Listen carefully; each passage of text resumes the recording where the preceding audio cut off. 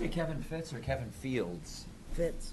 Fitz, good. Oh, it's, the L's were not crossed. Oh, That's okay. why I said Phil's. Okay. Fitz.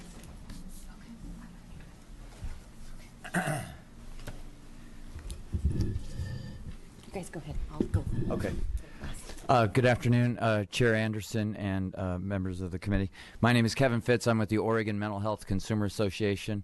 We are a collection of individuals across the state that use your public mental health system and also are involved in peer service provision and policy oversight and planning throughout your public funded system in Oregon. I wanted to say we certainly appreciate the work that Senator Bates is doing and his conscientiousness about that. We are currently neutral about this particular bill.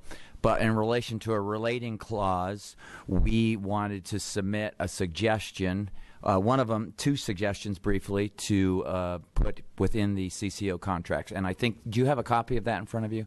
I gave it to Legislative Services.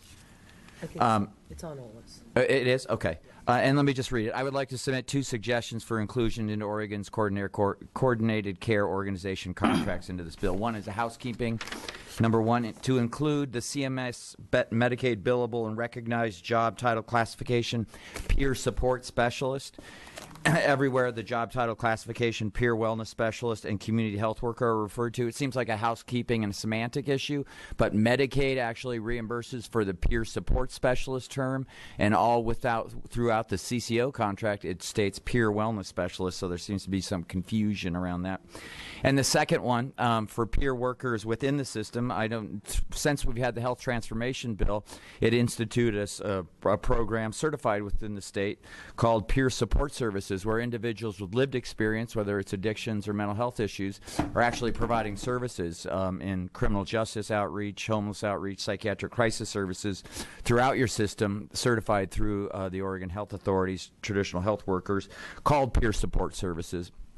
Currently, there is no contract language that people should be offered an opportunity to receive peer support services if you have severe and persistent mental illness and are receiving services throughout your CCO system. So the second suggestion is to include in the CCO contract language a guaranteed service benefit of peer support services to be available and offered to all individuals living with severe and persistent mental illness who are receiving behavioral health services treatment in Oregon system. Currently, throughout your system in Oregon, probably 2% of the people who provide public mental health services are identified as peer services workers.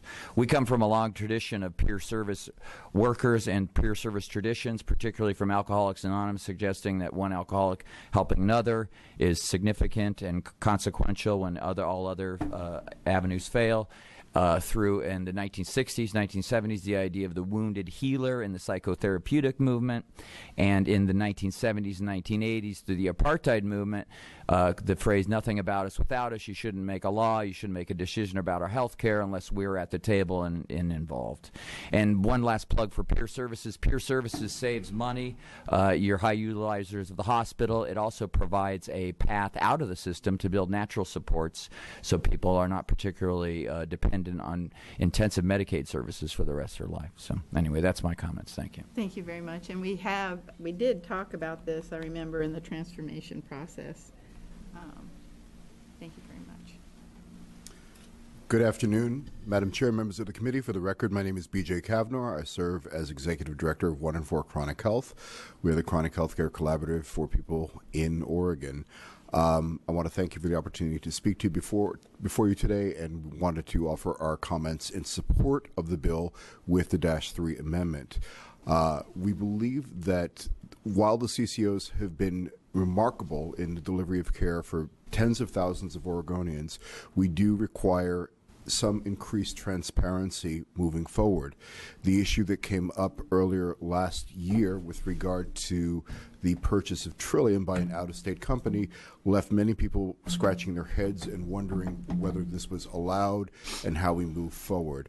Our concern is that we have more transparency in this organization or in these organizations moving forward, so that we're able to best determine as a people, as a community, where to put the resources necessary to benefit everybody.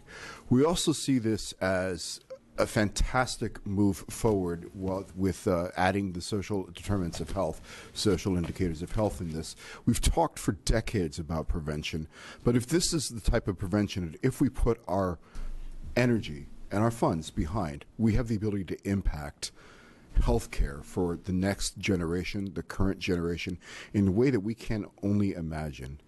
I'll close by saying that we also see this as a vehicle for perhaps being able to do some outside-of-the-box thinking in delivering care that is proved to be expensive till now.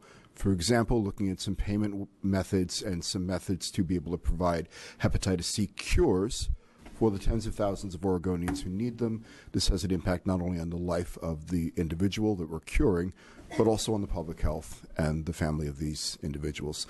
Thank you for the opportunity. I'm happy to answer any questions. Senator Monis Anderson and members of the committee, Beth Ann Darby, External Relations Director for the Oregon Health Authority. I am just here to give my thanks to Senator Bates for allowing me to listen in on the stakeholder roundtable he held with the CCOs. This bill started out pretty organically. We appreciated that there were some proposals that we understood to be consensus, and we appreciated the opportunity to learn more about them. I think that's what has become increasingly clear to me over the last 2 weeks is just how very complicated seemingly simple ideas are. We have not had an opportunity to review the -3 amendments. The -1 amendments were quite different, I think, than what we were expecting.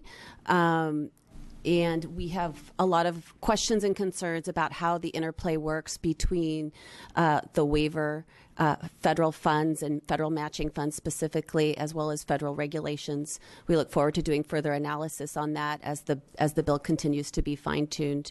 I think we hope, as far as definitions go, that as many policies and definitions that can be matched up against federal guidelines and the waiver, that we can do that as much as possible. Certainly, the federal government is the third party to our contracts with CCOs, and it's important that we make sure that we have alignment between the three to avoid confusion. Thank you. Questions for this panel? Yes. Thank you. I just wanted to let you know how much I appreciated your comments. I think one thing I like about this bill is that the quicker public records sunlight that is being put on OHA, I think is good public policy, but it only makes sense to do the same thing for the CCOs. I mean, they're controlling billions of dollars. They shouldn't be meeting in open public meetings, and it's unfortunate that's not in this bill. It's something that I know all the CCOs hate, but it really needs to happen, and I don't know how we get there, frankly, and that's going to be somebody else's task as I'm hanging up my spurs. But I think a lot of the problems we're seeing in Douglas County could be dealt with if there was just a public process so we can understand how decisions are being made. Madam Chair, Senator Shields, thank you. Yes, as an Oregonian and as a taxpayer, I'm very proud of the fact that my tax dollars are going to help my friends and neighbors and the people in my community. I just would like there to be a little bit more accountability in how we do this. We know that treatment's expensive, but we also know that we cannot put a price on the life of the people that we are serving. So thank you. And Senator Shields, when you do hang up your spurs, we hope that you'll be working with us on this side of the table. Thank you. Bond.